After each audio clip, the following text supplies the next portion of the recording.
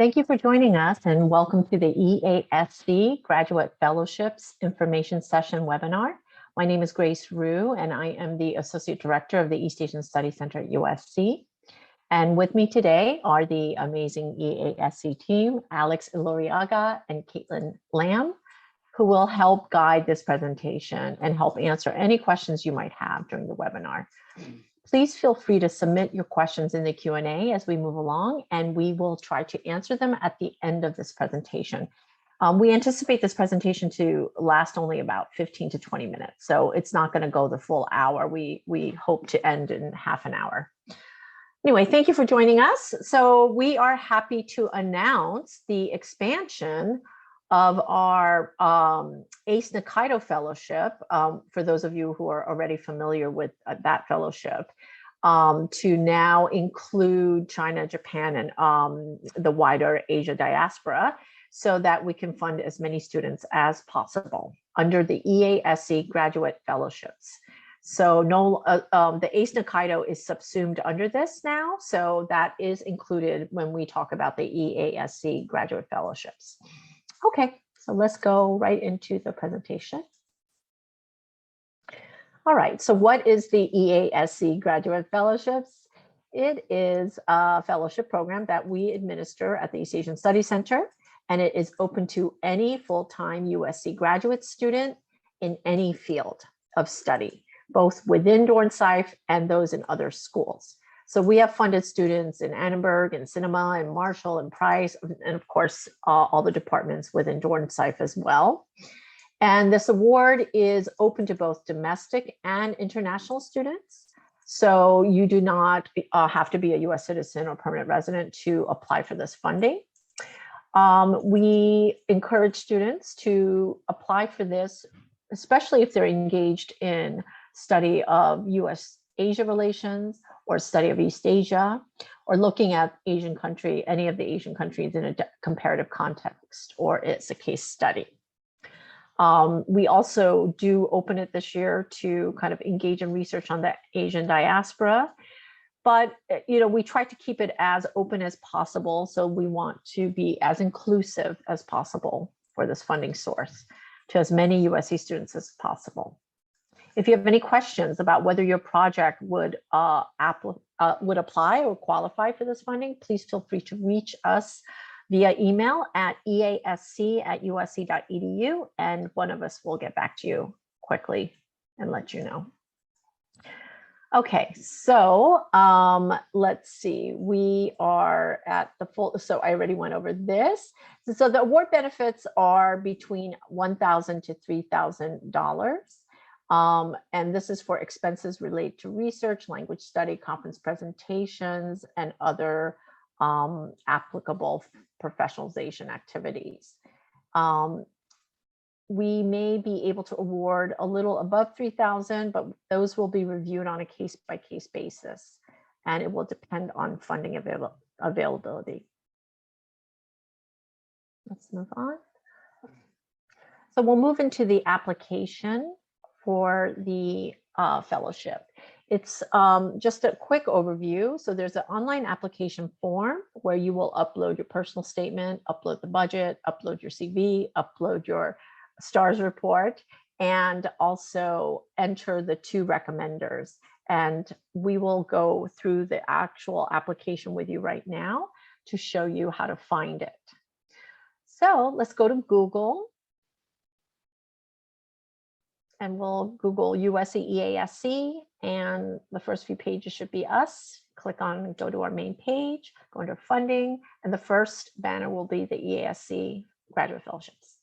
So this is the information page, and the gray button on the right that says Apply Now, that's where you will click when you're ready to apply. You need to prepare all the materials ahead of time, because you need to submit it in one sitting. This application portal does not allow you to save and go back to it. And so therefore, we provide a sample application here so you can see what exactly you need to prepare in advance. So the first section will be general information. So your name, email, address, things like that.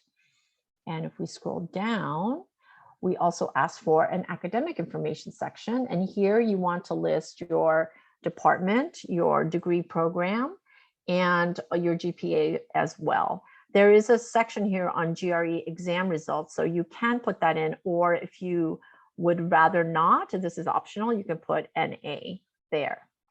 If you don't have GRE scores, you'd rather put in your GMATs or LSAT, you can do that too if you like. Next is a section called Asian Studies Background, and here we ask for you to enter information on your relevant language and area studies background coursework that you've taken. But if you haven't taken any, that's fine too. You just put NA in each of these boxes in order to move forward. Next, you will be asked to upload your most recent CV, so please prepare that in advance. And then we ask you to upload your statement and also upload your budget. And I'll go over the budget in a little more detail in a bit. But for your personal statement, just like with any proposal that you submit or anything you apply to, you want to talk about your background and academic goals and how this funding is going to allow you to progress in your degree or with your research or with your dissertation or with a publication that you're working on. And so the general information, we want you to limit the proposal to statement of purpose to 2 pages if possible. And then we ask for you to upload your budget and also upload your transcript. So it can be unofficial, and your STARS report will be sufficient. We can double check all the information ourselves. One thing that's different from the way we've done our ACE-Nikaido applications in the past is the letters of recommendation section. So here you will enter your name, the names of your recommenders and their email addresses. And and then they will receive an automatic email with instructions on how to upload their letters of recommendation for you. So please make sure you let your recommenders know that you are entering their information in our for the EASC Graduate Fellowship. So when they receive the automated email, they know what this is for. And also, please let them know what the deadline is, which is going to be 5 p.m. Friday, February 4th. So please make sure that they submit their applications by that time. And then they'll ask you to sign and submit. There's a submit button at the end that you will be asked to submit. Okay, next, let's go back to the PowerPoint.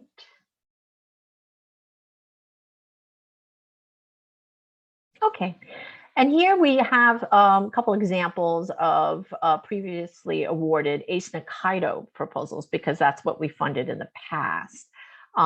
So for, one thing we mentioned is you can submit for a proposal for a conference presentation, for example, but not just to participate in a conference, so not to just attend passively, but to actually present a paper or to be a discussant or to chair a panel at AAS, for example. Those are things that you can apply for. We also have examples here of, for example, last year, the year before, due to the pandemic, originally one of our students had planned to go to Japan to do some research in person, but that fell through. And so they shifted their research project and worked on this in partnership with the USC Libraries to put together this exhibition. So, we are very flexible and will work with you given the pandemic and the ongoing changes to travel. So one thing that I do recommend students consider is submitting a proposal where you have some alternate plans. If your original plan was to go abroad to do research or to travel, what would you do if you're not able to do that? So please make sure to prepare that in advance as well and think through what you are going to be, what's going to be feasible to do this summer. Okay, let's move on. So for the budget, again, here we ask that you include reasonable and well-researched budget line items. So for example, you want to look up on Expedia or Kayak, what the on the DC area, for example, and this is that we're providing here, and also what the reasonable lodging might be, and for the duration going to be there. Taking a train from DC to Raleigh was $55 on Amtrak. The more specific, the better, because it makes us aware that you have done the research and are aware what the costs are. On the next page, we have an example of international travel. And again, I would be very careful about assuming you'll be able to travel. As you know, this new variant has just been discovered, and now it seems that Japan has reversed course, and so they've shut down again to any foreign tourists or visitors. So those folks who are planning to travel to Japan in the summer, just be mindful that that might not be possible. And also please note that if there's quarantine or other restrictions, if you do travel somewhere, that is not something that the EASC Graduate Fellowship can cover. That is not an allowable expense. Okay. Another thing that we want to bring to everyone's attention is that for international students in particular, you need to prepare in advance to make sure that you're set up properly for direct deposit. These stipend awards will be issued in the summer. Usually it hits your account in late May, maybe early June. And so it will be set up as a direct deposit payment. And so for international students, that what we found out the hard way is that if you're not already set up for stipends, and you need to move quickly now to get your Social Security or ITIN number in place in order for you to be set up in Workday. And then in turn, you can set up the direct deposit through there. If you have any questions about that, your home department coordinator or graduate advisor should be able to help you. I'll connect you to the business office. But if you're not able to find out how to do this, please email us at easc@usc.edu, and our incredible staff will help assist you in the process. So in addition to the EASC Graduate Fellowships, we do offer some other resources for seeking funds.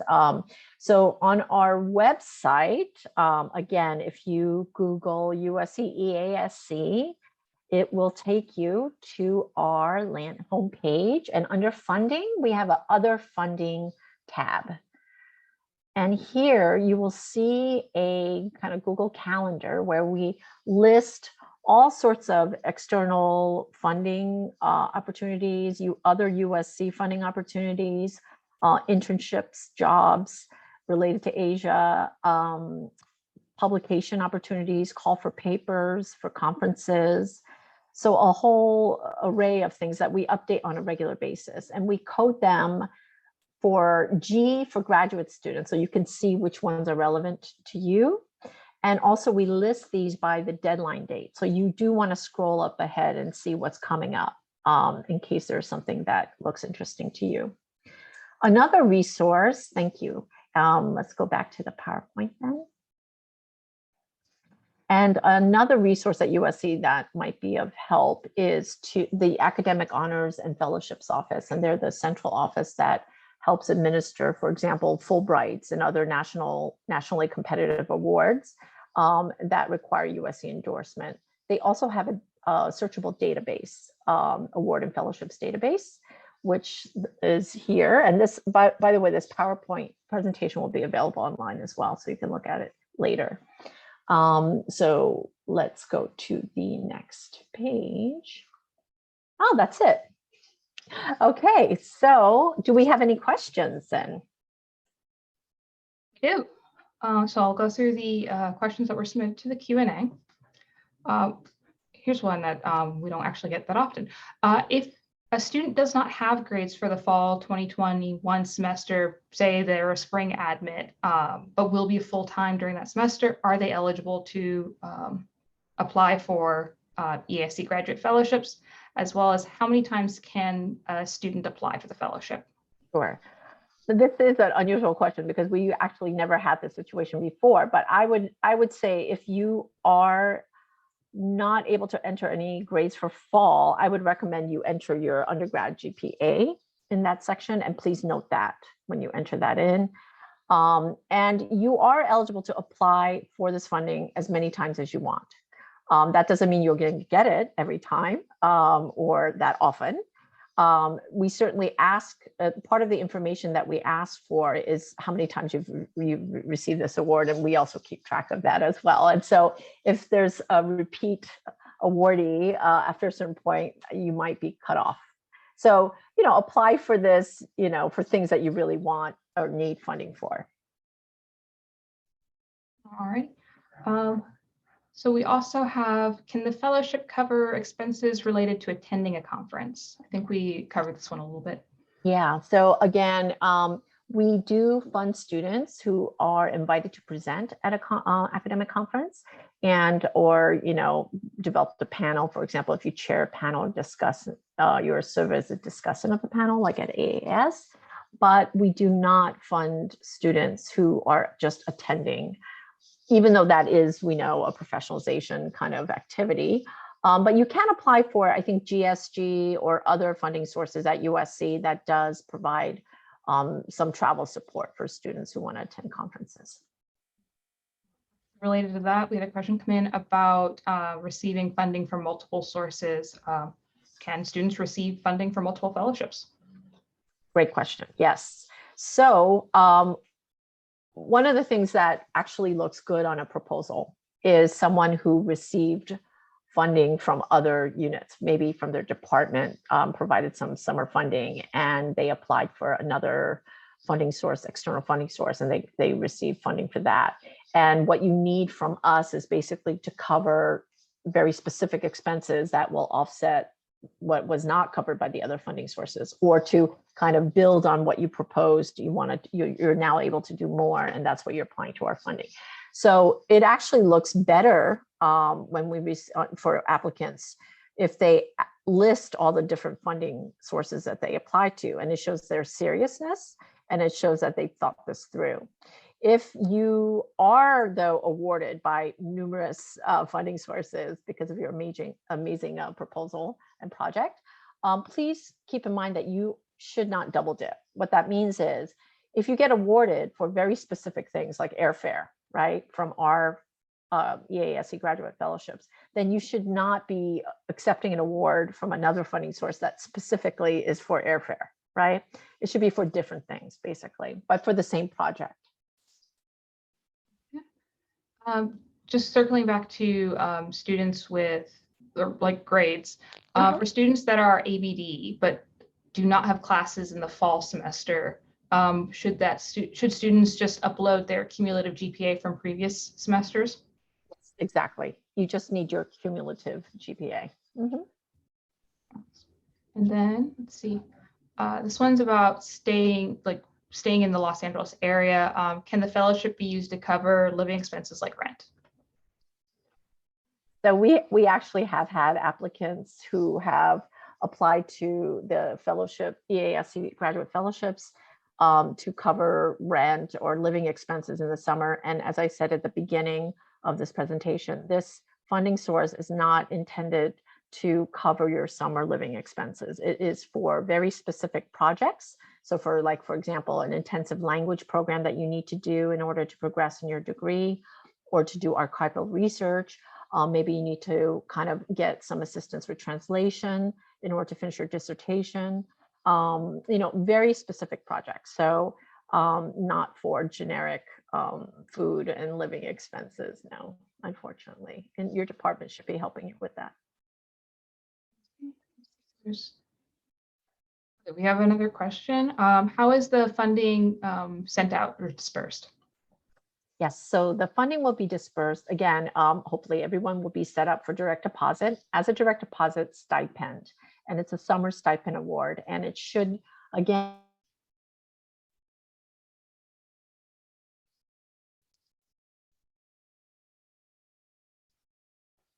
Well, I think Grace may have had a little bit of connectivity issues, but what Grace was going to say is that it is awarded as a stipend payment through direct deposit. Ideally, we try very hard not to have checks printed for this because they end up at the business office in the middle of summer, but you can expect payments to actually hit around end of May to early June.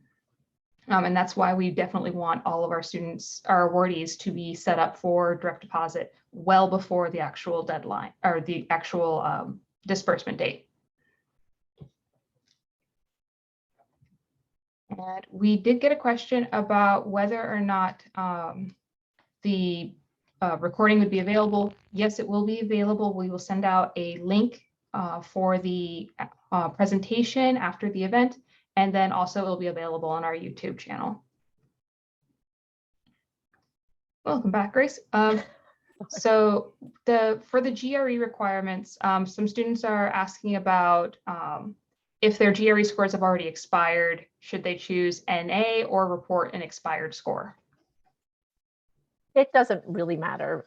We are not going to really look at your GRE scores. Your GPA is more important to us than your GRE scores. So you can put NA if you'd like. Can this fellowship be related to a field outside of Japan studies, for example, research related to only China or Korea? Yes. So I'm sorry for not clarifying this earlier, but that's a great question. This EASC Graduate Fellowships is precisely named as such because we expanded on our ACE-Nikaido Fellowship, which only funded Japan-related projects. And we are now able to fund projects on China and Korea and the wider Asian diaspora. So please, yeah, it's open to everybody studying Asia. We have a question about requirements or preferences for recommendation letters. Does the person doing the recommendation have to be at Dornsife or affiliated with EASC? No, it can be anybody who can attest to your academic potential and background and progress so far at USC. So we do recommend it being a faculty member if you're a graduate student. And this is a good one. Will we be connected with language training resources if we apply for language training funding, like mentioned in the example before, intensive training at UCLA? I'm not sure what exactly you mean by being connected, but if you need recommendations on different types of intensive summer language programs throughout the country, we can certainly, or internationally, we can certainly point you to some programs that our students in the past have participated in and who have said good things about these programs, including UCLA's intensive language program. But you need to make sure you apply to these programs yourself and get in if you're applying to our funding to help fund it, right? So these are two separate applications that you need to make sure you're doing. I would stress that each of these programs may have different application deadlines. So keep in mind that the funding deadline for EASC Graduate Fellowships is Friday, February 4th at 5 p.m. But your language training or your application call for papers for other programs may be different. And if they are later, make sure to note that in your proposal that you will be applying later. All great questions, by the way. Thank you. All right, let me make sure I didn't miss anything.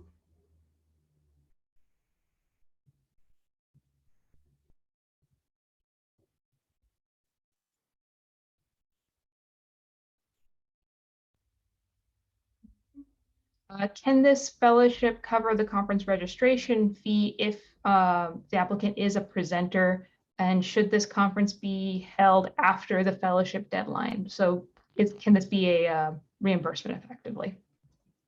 Yes, I mean, you would add that to your budget, basically, if that's what you're wanting part of the funding to go towards. So you want to put that in your budget. It'll be issued as a stipend in the summer. One thing to note is that this is a summer fellowship predominantly. So yes, the conference should be held after the fellowship deadline because the fellowship deadline is in February. So unfortunately, yes. I'm not entirely sure I understand this question, so please feel free to elaborate in the Q&A section, but I think I'm understanding this as, is there a GPA limit or a minimum GPA, and do courses need to be taken as letter grade? because a lot of students have been able to take courses pass, no pass these last few semesters. You do need a cumulative GPA, and that's what will be considered by the committee when they're reviewing applications. So make sure your cumulative GPA is entered. And so I think we've gotten to the end of the questions, but I will pause a little bit in case anyone is furiously typing. Did we already go over how to contact us then? I do not believe so, no. Okay.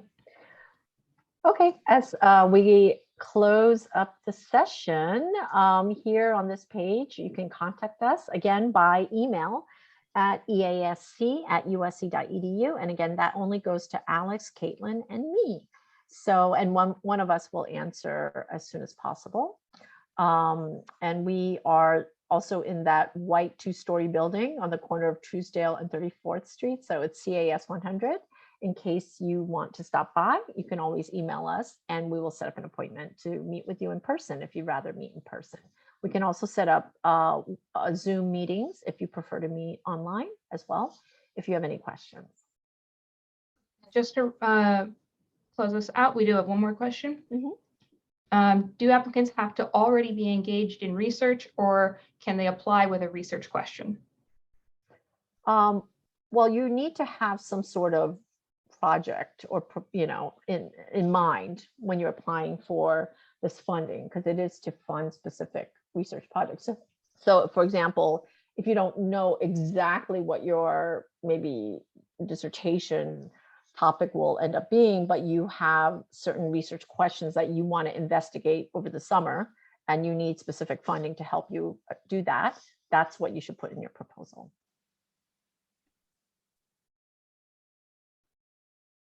Excellent. And we are 2 minutes before the half-hour mark. Wow, so we did it. Timed it perfectly. Thank you. Thank you everyone for joining us, and feel free to reach out to us again anytime, and we'll be happy to answer any other questions you might have. Much. Good night.